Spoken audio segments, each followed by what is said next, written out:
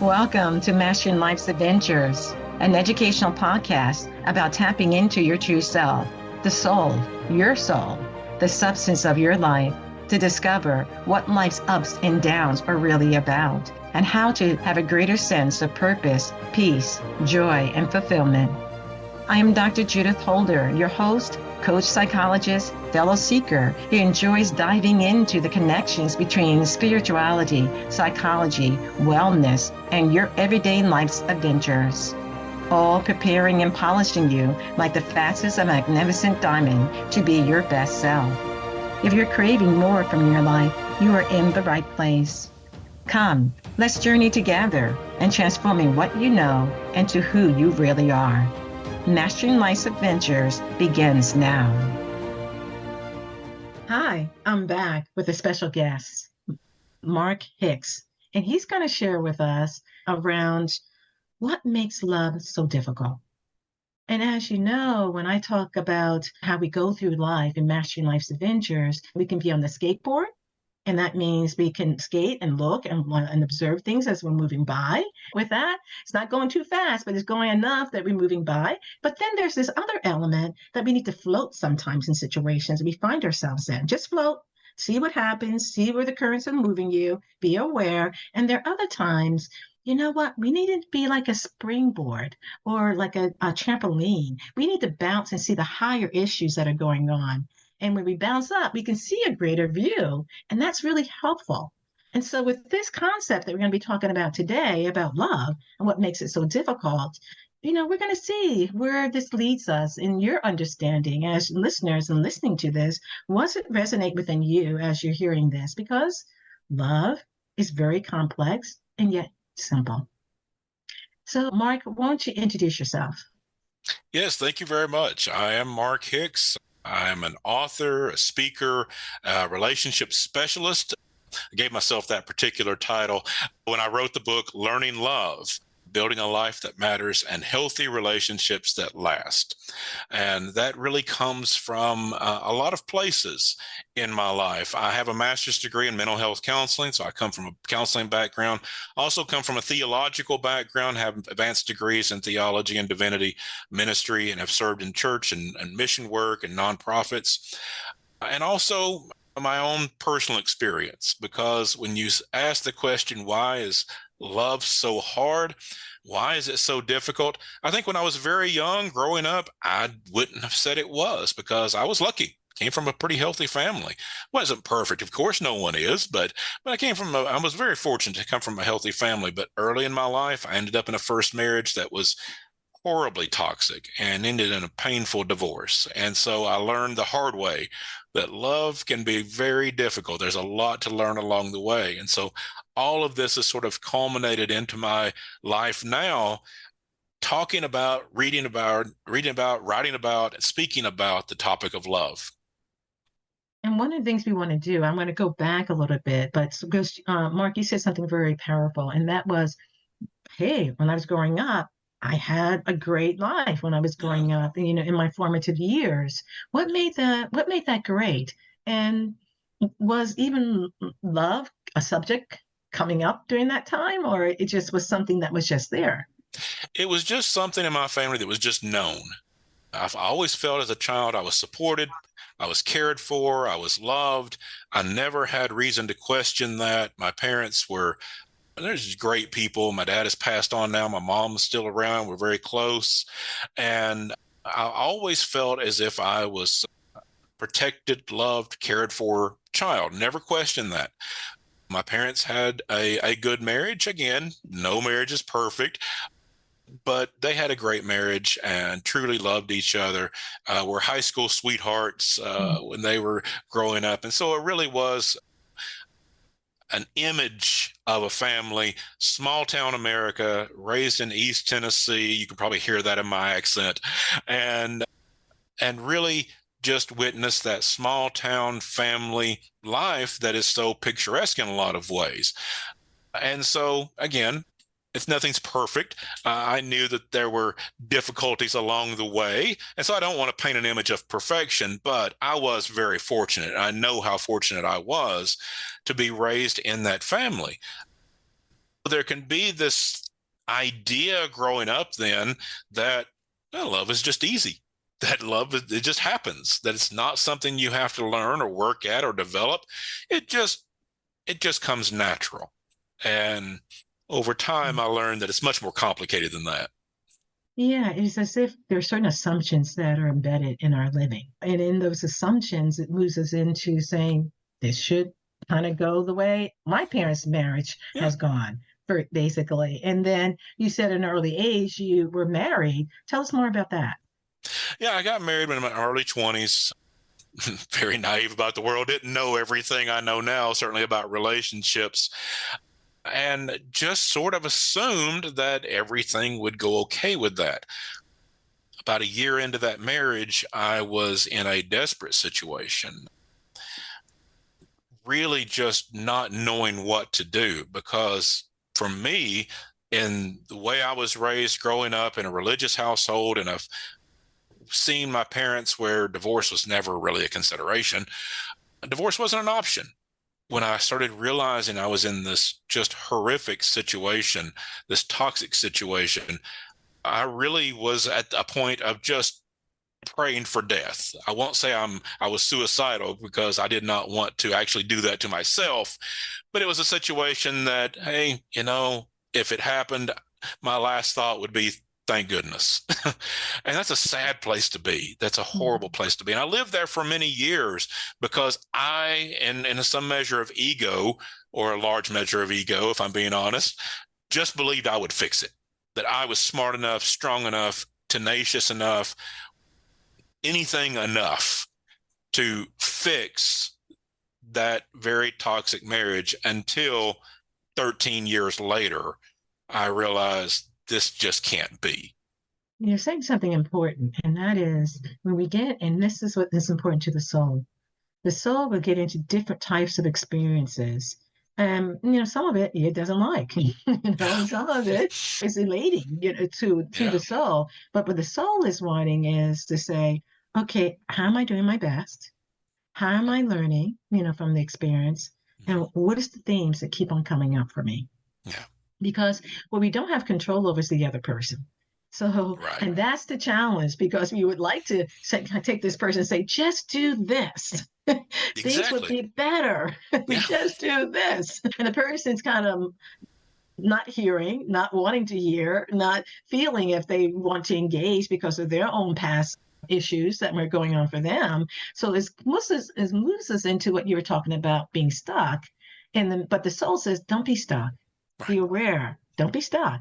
But be aware is there are options. And somehow you came to the conclusion of saying, I've got to take this option that I don't want to take because Right. it's not traditional for me to take Right. based upon my family upbringing, but it's something that needs to happen because I don't feel there's exchange of love at the level that it needs to be exchanged at. And this is making the heart edge happen. Exactly right. You're saying that so profoundly and so well. One of the things that I teach, and one of the things I wrote in my book, and it comes as a surprise to some people, because when you talk about love and relationships and being a relationship coach, that people sort of assume, well, if I just hit the right formula, say the right thing, do the right thing, act the right way, push the right buttons, then this can work.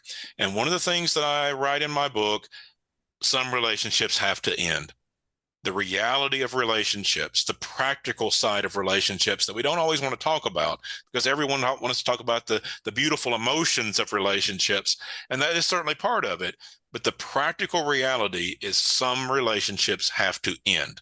Toxic behavior, abusive relationships do not need to continue. And that takes a while to come to that conclusion. That takes a while to work through. That doesn't mean that we jump ship every time there's problems in a relationship. Every relationship will have its struggles. But when you come to the understanding you're in a toxic, chronically toxic, abusive relationship, those relationships have to end. And that's a reality of understanding what love is. Well, go tell a little bit more about the toxic type of relationships that get people to the point of saying, do I need to end with this? Yeah. Do I need to end this happening? That's a very difficult topic because everyone would have probably their own definition of toxic. Some of those things are things that could be worked through with the proper help. And they're not actually toxic or abusive. They feel bad in the moment, but they can be worked out. But then there are those things that just continually are chronic situations. One of my policies is that I never directly or specifically criticize my ex-wife, but I will say that over the course of 13 years of marriage, we never solved a problem. Not one single problem was solved. We fought about the same issues the day before we divorced as we were fighting about the first year of our marriage. And that's one clear sign when you do not have the capacity within that relationship to settle issues, to solve problems, to find new paths together, because life is going to be difficult. There are going to be challenges, and there's going to be challenges within the relationship. And happy, healthy relationships aren't always feeling happy, but they always have ways of solving problems and moving to solutions, even if that takes time. One of the things that I always say is that everyone needs to be in counseling, because finding these places where we understand where the line has been crossed. Yes, sometimes people say things that they don't mean. Sometimes they say things harshly. Things come out that shouldn't have been said. But there are lines that sometimes get crossed.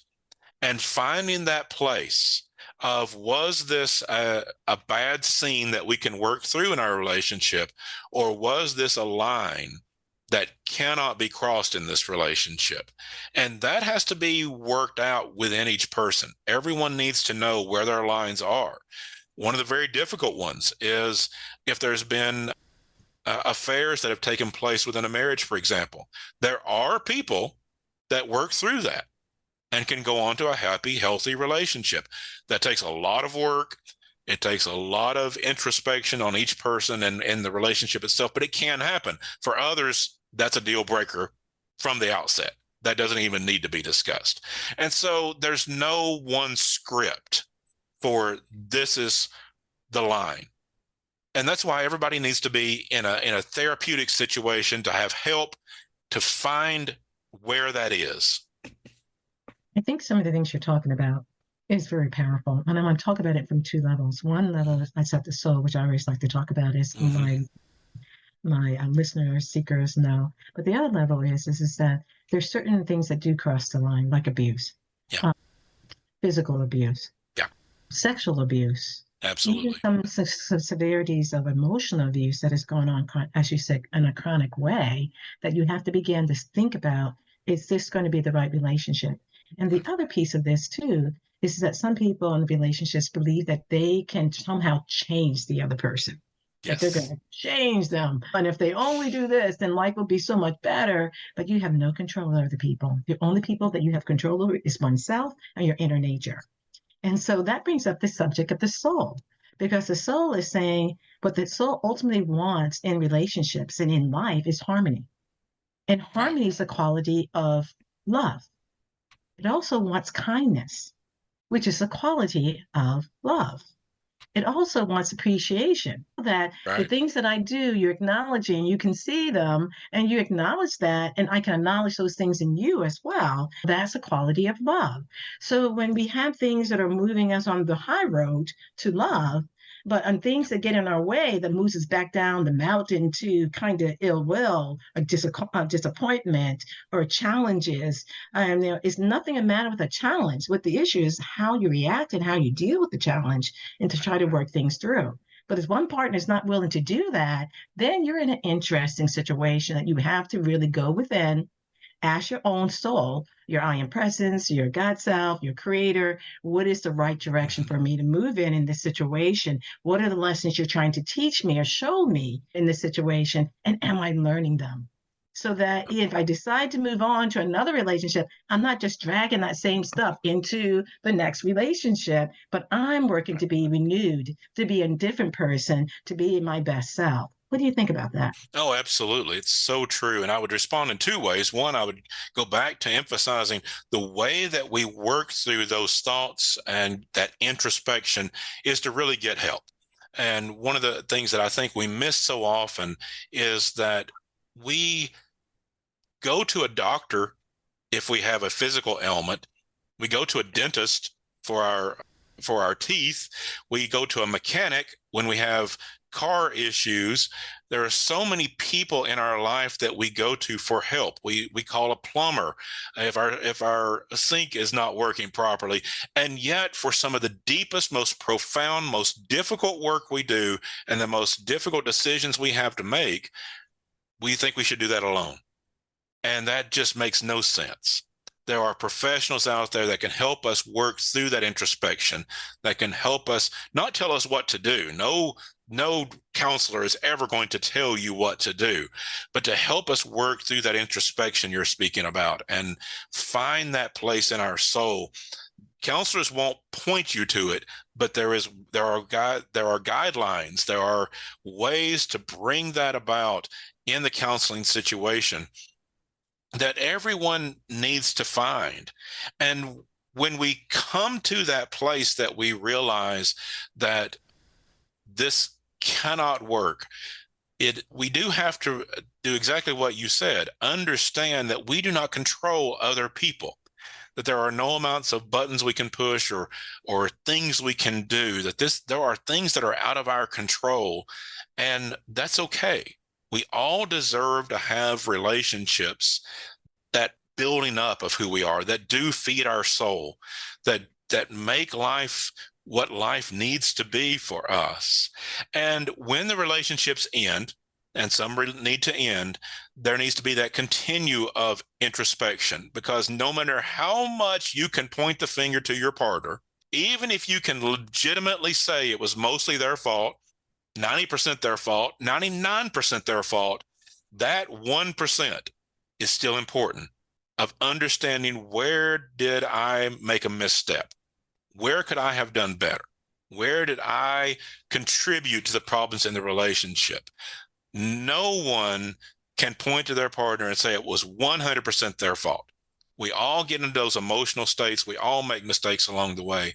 And knowing those, having the courage to look at those, is what gives us the best opportunity to build the relationships we actually want and need and deserve going forward. Yeah, there is some degree of what you're really mentioning is the courage to be honest with Yeah. oneself, uh, and not. Sometimes we can live in a state of deception, and that's part of that deception can be, which is a quagmire for the soul. But part of that is a misperception of believing all the person's fault. They did it all, not realizing you said yes to the Yeah, marriage. exactly. You said yes to the relationship. So there is something in there that you needed to go through in order for to learn, to evolve, to grow, that would be helpful to your soul evolution that you needed to go. I'm not saying people need to stay in abusive types of, physical abuse types of relationships. That's Right, something that someone should do immediately and right, no, and say no, just say no. I'm not continuing in this situation. But right. other situations that are more subtle, that are more kind of not this overt toxicity, but more subtle toxicity that goes on, then we've got to swim through this and figure out how to navigate, either through counseling, through coaching, through ministry, whoever Hmm. person that you want to choose, you can be able to help you sort through it. And as you said, Mark, no one can make the decision for you. They can help you to be thinking about it, be a guidepost, and having a greater awareness, because sometimes when we're in the deep of water of things, we need to not flail, but we need to float, as I said earlier, and just say, okay, this is cloudy. Where's the sunshine? What do I need to do here? What strategies do I need to employ? What skills do I need to learn in order for Yeah. me to continue to grow from the experience, as opposed to thinking, nope, it's not I didn't have anything to do with this. It's Right. all their fault. Yes, and relationships are complex. And one of the things we do in society is we try to make things overly simple sometimes. I know after I went through my divorce, the questions that I would get asked was, well, did she cheat on you? No, Mm. not that I know of. And I honestly do not think that ever happened. Was there physical abuse? No. It was much more subtle than that. It was still toxic, but it was not the standard questions that people will immediately say of what was that pinpoint moment, what was that one action that took place, was there hitting, was there cheating in the relationship, that we just check off that list. And if we don't meet that checklist, people think, well, then couldn't you work things out? Well, sometimes yes, but not always. And there are other forms of toxicity and abuse beyond, infidelity or physical abuse or something of that nature. And so it's much more complicated. And that's why we do need a coach or a counselor, a therapist, minister, someone to help us walk through those events. But even if you can have one of those events, you can say, yes, that person cheated on me, that there was infidelity, there was physical abuse, and that was where I drew the line. That's perfectly legitimate to draw the line. But even then, there were things that led up to that. And what did we participate in? Doesn't mean it was our fault. And I want to be very careful to say that. It was not our fault that someone abused us or cheated on us, but what were the events and how did we contribute to the events that led up to those things? And can we see those so that we're not doing those in a future relationship? Again, very careful to say that's not a blaming. It's just an introspection so that we don't bring bad habits into another Mhm. relationship because we can legitimately point the finger of blame at a former partner. Right. And I think sometimes what happens is that when we're not willing to take the accountability and Hmm. responsibility to say, what can I do differently in this situation? Yeah. Then it actually leads us down a road of not evolving through the Yeah. relationship, Yeah. not growing from the relationship, only feeling hurt, bitterness, or pain from what has taken place, which then becomes like a ball and chain on the soul or put in the prison of the soul because the soul says, we can't stay in this prison. This is not where I want to be, Right. but you have the key. Exactly. You have to be willing to open the key because sometimes these certain experiences, and this is the quality of love, does require forgiveness. Yeah. And the forgiveness is forgiving. You're giving the givingness of this situation. So it allows you to be free yourself from that prison, free yourself from that ball and chain, be saying, I'm going to forgive you for the Right. situations which we found myself in, but I'm also going to learn from it and try to not to continue to perpetuate the situation. Because as you know, Mark, that we can have generation from generation to generation repeating the same Yes. pattern and called transgenerational patterns that can take place. That if one person can help to break that, and which the soul is wanting you to be able to do, then it Yeah. helps to break it for future generations potentially as well. It just takes one person to break that cycle, but it's so hard to break. It really is. And that is one of the reasons we have so many struggles in relationships because people are, for better or worse, just bringing what they learned in their family. And one of the things that I always caution people when you say something to the effect of, well, that's just the way I was raised, as if that's a reason to do something, that needs to send up a red flag in your mind. When you hear yourself thinking that, well, that's just the way I was raised, as if that makes it okay, that's always a problem. We need to have a better reason than that. That even if we raised in a good family, that's still not a good reason to just do what we do because there's always these generational things that we need to work through to be better than we were raised, to do things differently and Mhm. learn those lessons. Doesn't mean that we reject our family background. There's probably a lot of good things we can bring, hopefully, from our family background, but it's not perfect. And we have a Mhm. different world we live in and different challenges than came before in our ancestors. And so we have to meet those new challenges, new ways of thinking, new world we live in by learning as we go. Exactly, exactly. And what you're kind of raising a little bit up too is We can have two ways of living in life: unconscious living, and we just do what the transgenerational patterns told us to be able to do, Right. and just wake up and do what everyone else does. But what the soul wants us to be able to do is be conscious and intentional in our living, Mhm. helping us to be able to see, okay, that was painful. I stubbed my toe there. I'm going to say, yes, it's painful, but I'm not going to run and say, nope, it never happened. I didn't stub my toe. Exactly. And one of the things that we have to understand, which I think it was really getting to what you're saying, is that our brains have a certain way of trying to protect us. We're always going to have those negative experiences registered in our brain without even consciously thinking about it. Those negative things, those things that hurt us, whether physically or emotional, are going to be registered in our brain as a defense mechanism to try to avoid that. And so anytime we start to see those similar situations, we will immediately react to that.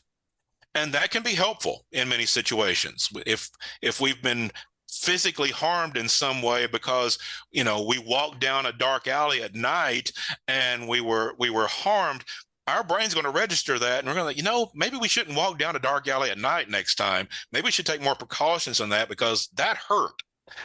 And that's a very helpful thing our brain does for us. However, if we aren't willing to be introspective and learn from our negative experiences, our brains are just going to react automatically. Well, that next relationship you get into, that next spouse or that next relationship, that next partner, they're not going to be perfect. They're going to have bad days. They're going to say things that maybe they shouldn't have said in a heat of a moment. They're going to make mistakes along the way. And if we're not careful, if we haven't walked through this path of, as you say, floating there for a while, understanding the situation, understanding ourselves, we can immediately react to that and say, you're just like my ex, and reject what could be a good situation and a good relationship because we are so defensive based on that past harm.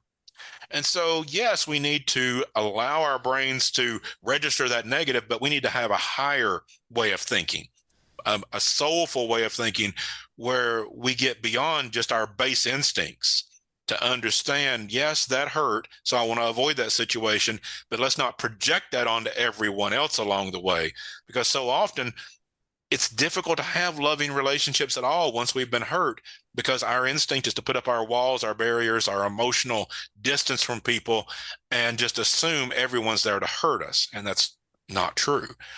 If we can get past our base instincts, have a more soulful, more introspective, and a higher way of thinking, we can go on from those difficult, hurtful moments in life, learn from them, and have even better relationships in the future. With that in mind, part of what goes to my mind is the concept of giving grace to oneself Yeah, and grace to others as well in this situation, because we're not perfect. No one on this planet is perfect. If we wouldn't be on this planet if we were perfect.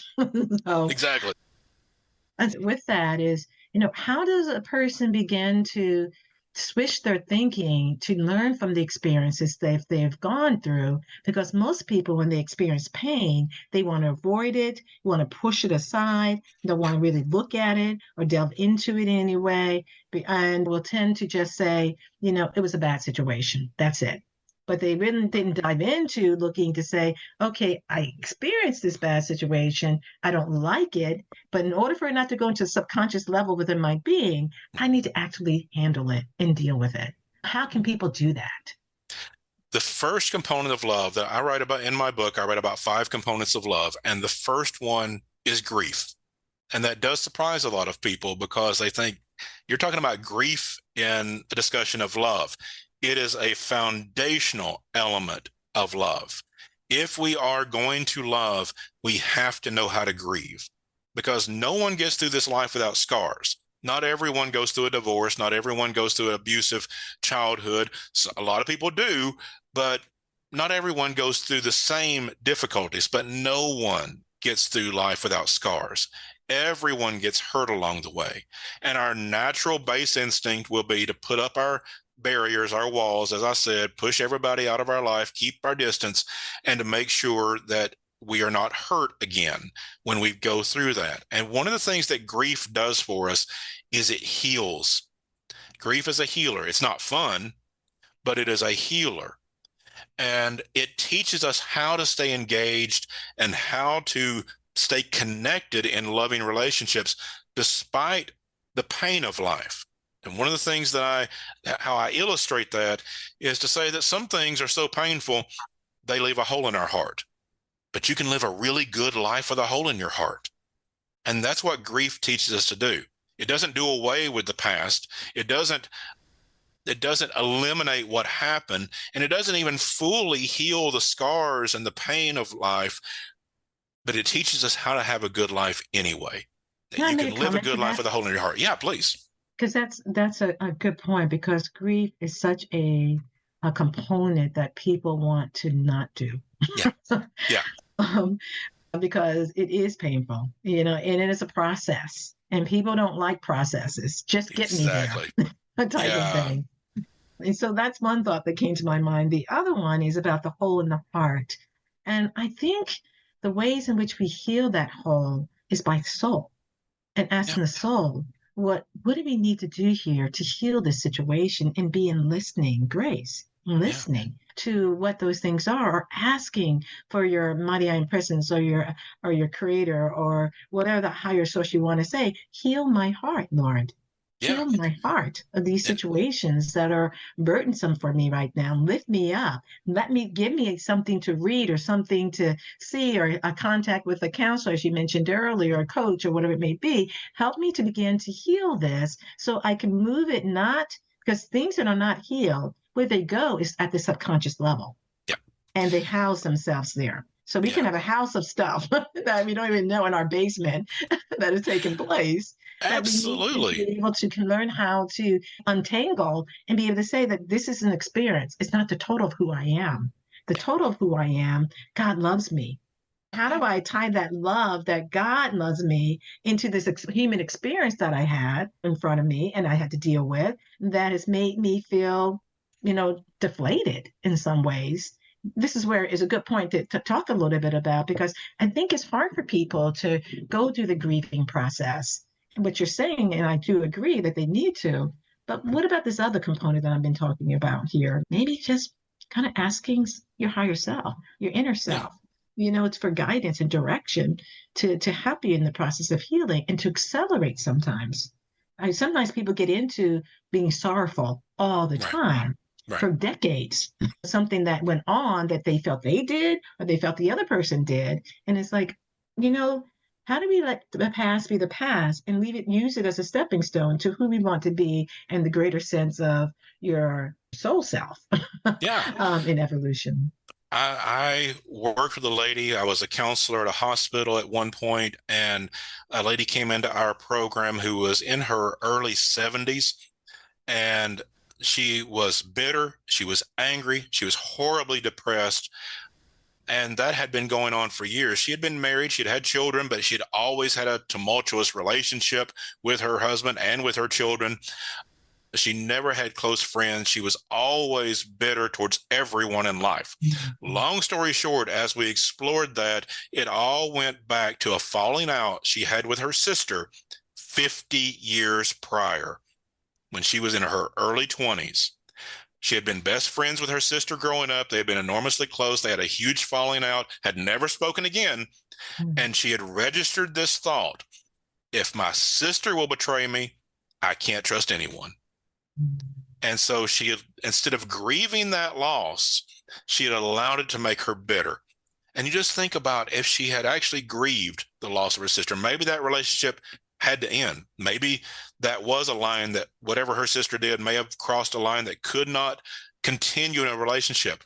But think about if she had grieved, if she'd have been able to let go of that bitterness, to forgive. Doesn't mean you end up back in a relationship. Forgiveness doesn't mean relationship. It means that we let go of that bitterness, that anger.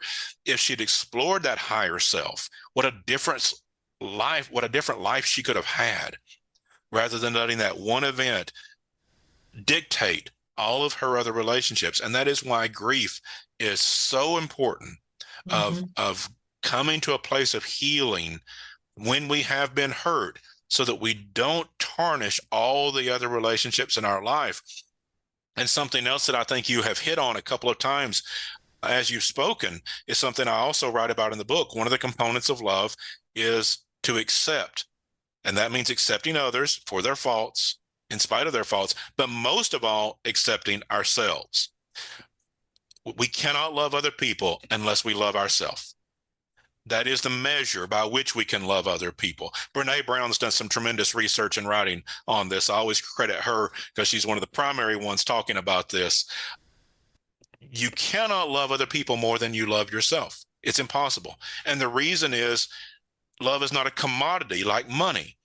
I always say, if you want more money, for whatever reason, you can get a second job. You can take out a loan. I don't recommend it, but you can even steal money. There's lots of ways to get it. But you can't get love some other place.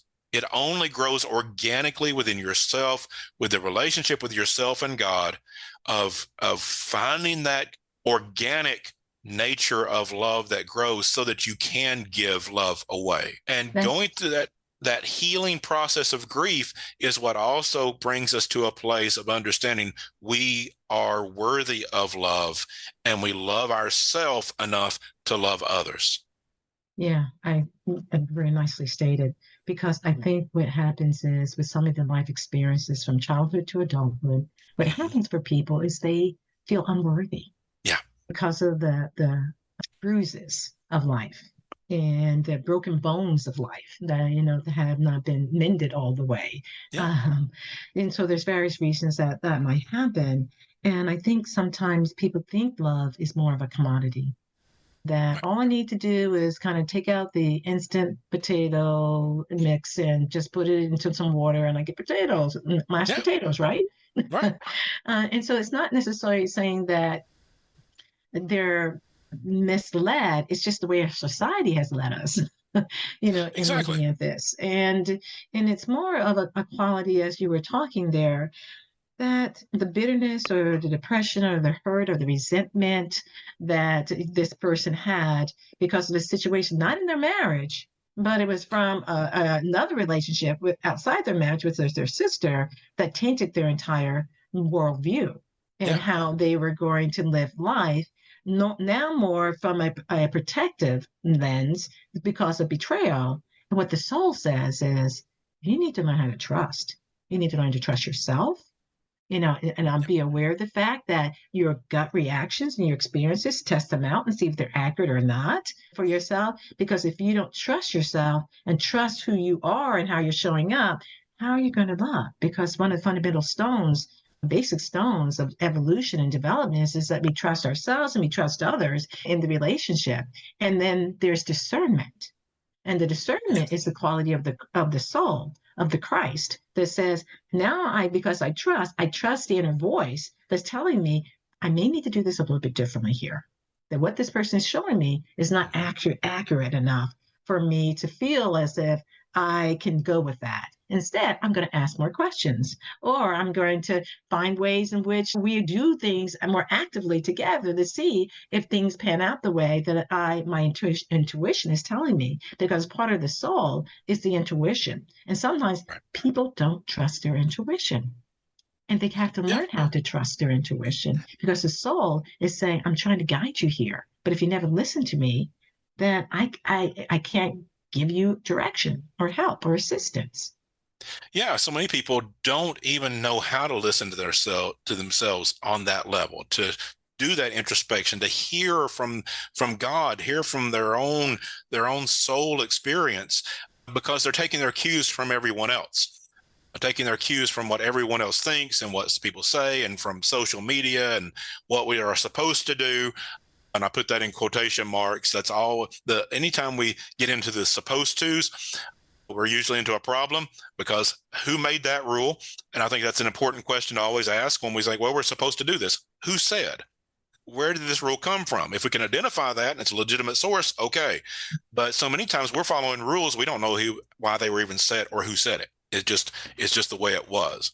And when we begin to understand that we are more worthy than that we're not just supposed to take our cues from everywhere to meet some sort of arbitrary standard that we never actually articulate or is not articulated to us, but that we are worthy of love, that we are inherently worthy of love and loving ourselves, that we are just out of being human, just out of being created, that we are worthy of that love. And it begins by loving ourselves.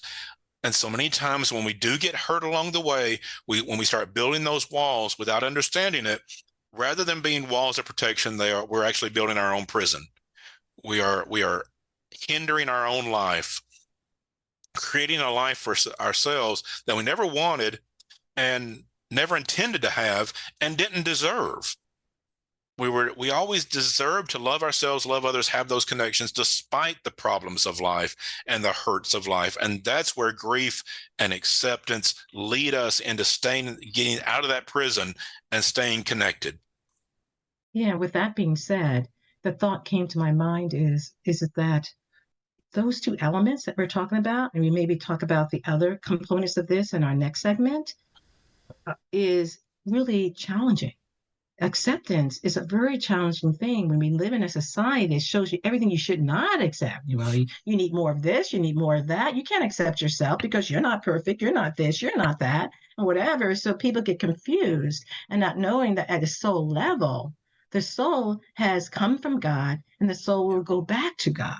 And so at a soul level, God sees you as perfect, regardless of how you see yourself. God Yes. sees you as perfect and sees that, yes, there's certain things you need to learn. There's certain ways you need to advance. There's certain things that you need to reflect on, as you've been talking about that. And there are certain things we get involved with relationships to see how we're doing in our evolution and how we're learning certain things.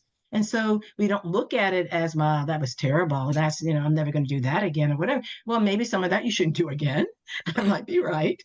But you look at it from the standpoint of soul evolution of, I grew from that.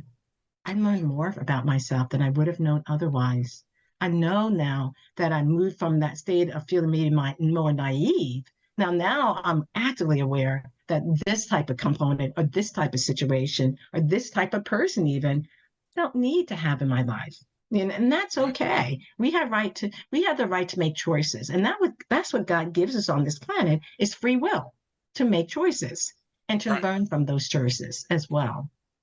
Yeah. One of the ways that I think about this is imagine a diamond that is the size of a baseball, perfectly cut, perfectly clear, diamond the size of a baseball, and think how much would that be worth? Well, obviously be priceless. Now you take that diamond and you take it into the cow pasture and you roll it around in the muck and the mire and the cow manure and you bring it back in and ask the question, how much is it worth now? It's still priceless. It has not changed at all if you know what it is. But if you don't know what it is underneath all of that, and you just look at the exterior of what is, well, you just think it's just horrific. It's just nasty. Why would you want that? But if you know what it is, not what's happened to it, but what it is, well, of course you would want it. And that's how God sees us, that we are that exquisite diamond, that exquisite creation that was created in the image of God. And yes, we get rolled around in all kinds of mess in this world. Life is just like that. As I said, no one gets through life without scars. No one gets through life without going through a bunch of stuff and getting pretty beat up along the way. It's just what life does to us. And a lot of things are going to happen that will make us look different than the exquisite creation that we are on the outside. And so many people look at us and tell us the characteristics they see on the outside. And we look at our life on that exterior and see all that's happened to us, all the mistakes we've made, all the horrible things people may have done to us, all the mishaps that we can't blame anybody, it just happened, whatever it is in life. And we think, what a mess. And yeah, it is. But that's the stuff, that's the mess that happens in life. That's not who we are. And that soul journey is cleaning off all that stuff. seeing what's underneath all of that, getting past what has happened to us, our own mistakes. That's what grief is about healing from what has happened, from those mistakes, of cleaning up all that stuff so that we can begin to see the exquisite creation that we actually are. And once we start to see that, what's not to love? It's priceless. Loving ourselves becomes very easy then. Once we begin to see that we're not defined by all the muck and the mire and the cow manure we got rolled around in that cow pasture, that what defines us is the exquisite creation that we actually are. Wow, that is so nicely stated. And I think what happens that once we start cleaning off that muck and that manure and all this gunk that is kind of being placed around us and through us, or we have done it ourselves, or others have done it to us, or what it may be, when we start to clean up that stuff, we rise in vibration. And what the soul says is when we rise in vibration, we are now seeing things from a different lens. It's like that trampoline I talked about, bouncing higher and then getting off to the next that elevation and seeing something that you needed to see there that was going to now say, oh, I see now. I see this situation from an entirely different lens. I can reframe this negative past situation that has taken place. And I see it because this is what my soul wanted me to learn, or this is what I needed to learn from the experience. And that's why I kept on going through it like Groundhog's Day, again, again, and again, and again, and again, and again, because I didn't see it before. But as I start cleaning up, that's what we don't realize is that there's vibrational levels that exist that we can rise ourselves to. Taking the high road is a vibrational level, then taking the low worm, which is another vibrational level. And so what the soul wants is always taking the higher road, learning, growing, experiencing, because that's the other piece that we sometimes get kind of quagwalked by is we say, well, I'm not going to do anything now because I don't want to get hurt. Right. But the reality is the soul says, I can't learn, I can't grow if you don't continue to evolve and do and get involved in life and knowing that, like you said, life is messy. It's not going to be perfect. Right. And that's not what the soul wants you to do. It's not perfection. It's not what the soul wants. What it wants is growth. Yeah, the soul journey is to discover who we are actually created to be, that exquisite diamond that we actually are. And we're constantly being called back to that, but we don't always recognize it. And so if we make a mistake, we're so prone to thinking, I'm so stupid. And no, we're not. We're not created to be stupid. We are created exquisite. But in order to not make that mistake again, we have to recognize it as a mistake. So it's not who we are. And when we get that imagery of that exquisite creation that we actually are, when we make that mistake, we can think, that's not me. That it doesn't have to be how dumb I am or how horrible I am. It's like, that was a mistake because that's not who I am. That's not me. I'm not going to do that again, not because I have to beat myself up for it, but I realize that mistake is not who I am. It's not who I'm created to be. It's not that exquisite creation. That's some of that junk of life that is just not who I am.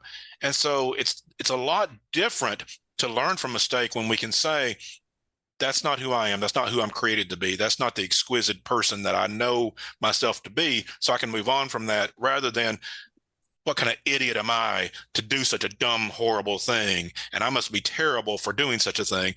Those are very different processes. And the one that actually leads us to healing is saying, I don't want to do that again because that's just not who I am. Right. And in fact, it's not the soul's evolutionary path, which you've been Right. just talking about, is the ego persona, which I call in these episodes in the podcast is ego persona. The Yeah. ego wants to be right, wants to be perfect, wants to tell you what you did wrong, wants Yep. to tell you, hold grudges, he wants to be mean spirited because that's the low road of the ego persona. Not to say we don't need to have our ego, but it needs to be under the dominion of our higher self, their higher Yep. awareness that you can be able to say, discern, why am I carrying this grudge? Let me let go of that ball, that I'm carrying here, or that rock or boulder that I'm carrying, because I don't need to, because that's not really who I am. I've got to forgive the other person. I need to forgive myself. I need to understand whether I need to continue to be in the situation or not, or the Right. relationship, or whatever it may be.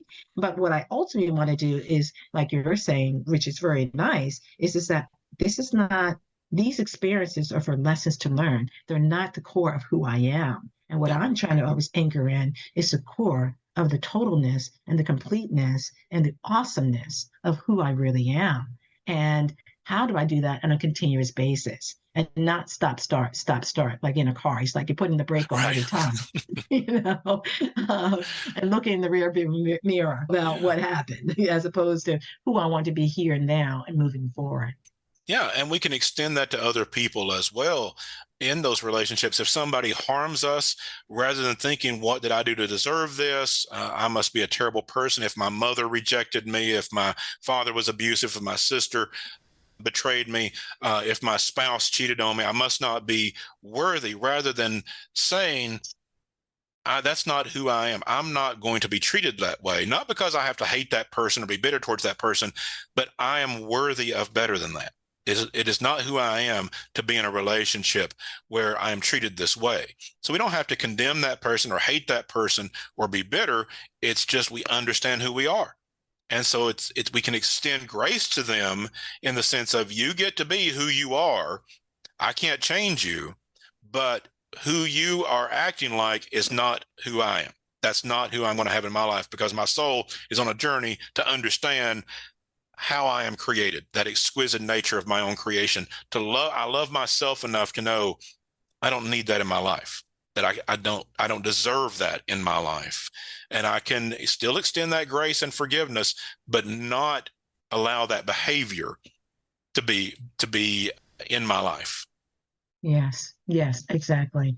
And for seekers and listeners, I did an episode on worthiness that you can listen to, and I just did in the past couple months. So you may want to go back and listen to that.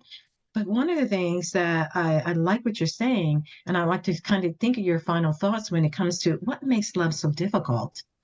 And we've talked about a couple of keys here. And we're going to have another, and Mark is going to come back and talk about in the second part about lessons in love, which goes into those dimensions that you began talking about as relates to grieve the loss and acceptance, were two of the components that he began talking about. But Mark, what do you want to leave individuals with as we've been talking about this whole difficulty in love? I think it's very important to understand love is a learned skill set. Very often, we don't realize that because we learned it before we learned at least what we know about it before we can even remember. It's kind of like learning to walk. We learn to walk, we just don't remember learning to walk. Love is a learned process. We learned a lot about it from our families, for better or worse.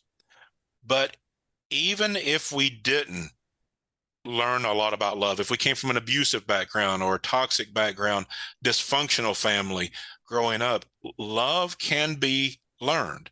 It is a learned skill set. It is part of our nature, in our soul journey, in who we're created by God to be, with the ability to learn how to love, what love is, and how to live it out. So even if you've gone through a divorce, or if you came from a dysfunctional family or been through relationship trauma, that does not have to define your future relationships, because love can be learned, is a learned process, a learned skill set. So when we learn the components of love and how to live them out, anybody can have healthy relationships. I went through a divorce. I'm now happily married. It's not perfect. I don't ever claim perfection. It's a journey, it's a process, and it's a practice. We always have to be in a practice. But as I always say, I've been in a bad relationship, a bad marriage, and a good marriage, and good is better. And so even though it's not the easiest thing, learning love is worth the effort. It reminds me to my mother's statement. She said, good, better, best. The good, never let it rest. The good get better, but the best get best. so, uh, so it's really this quality of cultivation is what the word comes to my mind when you're Yeah. talking about being able to learn and grow with the quality of love. I'm going to be having Mark come back, and thank you, Mark, for a great discussion on this segment about the difficulties that sometimes people experience with love. So for the seekers, something to munch on, chew on, think about. Bye for now. Take care. Thank you for joining me for this episode on Mastering Life's Adventures, being your best self through soul evolution. If you have enjoyed what you've heard today, I would be delighted if you would share this episode with others, leave a thumbs up, and subscribe to my Mastering Life's Adventures podcast. Look forward to your joining the next episode. Please leave any comments or suggestions you might have below. Bye for now.